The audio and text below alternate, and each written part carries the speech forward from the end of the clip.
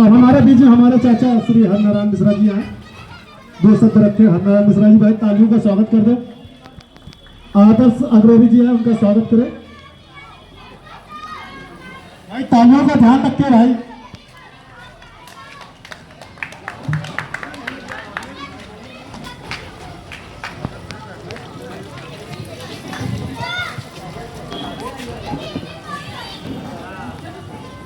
मंचासीन लोकतंत्र रक्षक सेनानी, हमारी राजनीति के प्रेरणा स्रोत बड़े भाई विजय अग्निहोत्री जी, भाजपा के वरिष्ठ नेता वीरेंद्र श्रीवास्तव जी, बीएन मालवीय जी, आलोक मिश्रा जी, अरुण पांडे जी, अखिलेश त्रिपाठी जी और मंच के संचालक कटियार साहब, मैं आज एक बार पुनः इस स्थल पर, इस मंच पर खड़े होकर अपने आप को गौरवान्वित महसूस कर रहा हूँ। वो इसलिए कि कानपुर में चंद जगह ही अब ऐसी बची हैं जहाँ पर नियमित रूप से लोकतंत्र की रक्षा के लिए, स्वतंत्रता और आज़ादी के लिए प्राणों का उत्सर्ग करने वालों के लिए 2 दिन का समय निकाला जाता है, 15 अगस्त और 26 जनवरी का। ये एक ऐसा पवित्र पावन स्थल है जहाँ पर कम से कम ऐसे लोग तो भी हैं जो स्वतंत्रता सेनानियों को, स्वतंत्रता को, देश के लोकतंत्र को याद करने के लिए थोड़ा समय निकालते हैं। यह अर्थ प्रधान युग है। बाप बाप का नहीं हो रहा, बेटा बेटे का नहीं हो रहा, भाई भाई का नहीं हो रहा है। जो जहाँ जिसे पा रहा है, पैसे के चक्कर में अपना धर्म ईमान सब कुछ बेचे दे रहा है, लोग देश बेचे दे रहे हैं। ऐसी स्थिति में ज़्यादा कुछ क्रिटिसाइज करने की आवश्यकता इसलिए नहीं है कि 78 वर्ष के लोकतंत्र में, इस 77 वर्ष के लोकतंत्र में तमाम सारी खामियां हैं और कुछ अच्छाइयाँ भी हैं। इन खामियों के साथ हमें ये जरूर याद रखना है कि साल में 363 दिन ऐसे होते हैं जो बुराई करने के होते हैं। आप गंदे हैं, वो गंदे हैं, वो गंदे, मोदी गंदे, योगी गंदे, कांग्रेस गंदी।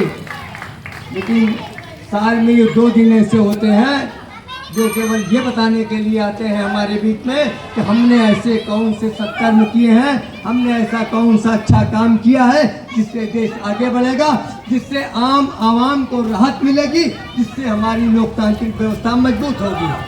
आज का दिन इसलिए भी और हमें याद करने की आवश्यकता महसूस होती है कि तमाम घर, तमाम परिवार, उसमें गर्व के साथ मैं कह सकता हूँ देवी दत्त अग्निहोत्री जी का भी परिवार रहा है, जिनके आज प्रेरणा स्रोत के रूप में इनके अग्रज पुत्र विजय जी बैठे हैं, जिनका आशीर्वाद प्राप्त होता है। शायद इसी कारण ये लोकतांत्रिक परंपरा आज यहाँ पर जिंदा है। मैं इस बात को एक बार फिर दोहराना चाहता हूँ। तो दोस्तों, आवश्यकता इस बात की है कि हम अपने मन मस्तिष्क को हिंदुस्तान की ओर ले जाएं, भारत की ओर ले जाएं। हमें ताजू मोहताम क्यों देखते हैं? हिंदुस्तानी कहीं बचे नहीं हिंदुस्तान में।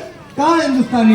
अरे हम ब्राह्मण है, वो ठाकुर है, वो यूपी का है, वो बिहार का है, वो बंगाल का है, सब अपनी अपनी काम में है। कोई ये सोच ही नहीं रहा कि देश कैसे चलेगा।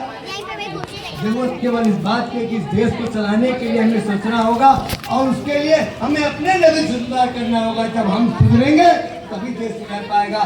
किसी अन्य व्यक्ति को दोषारोपण करने से कोई फर्क नहीं पड़ने वाला है, चाहे वो कालांतर की कांग्रेस सरकार रही हो, चाहे वो वर्तमान सरकार हो। कभी डीजीपी बढ़ती है, कभी घट जाती है, कभी बेकारी बढ़ती है, कभी घट जाती है। प्रश्न है कि देश में अगर अरबपति बढ़ रहे हैं तो असमानता की खाई भी लगातार बढ़ती चली जा रही है। गरीब होता जा रहा है।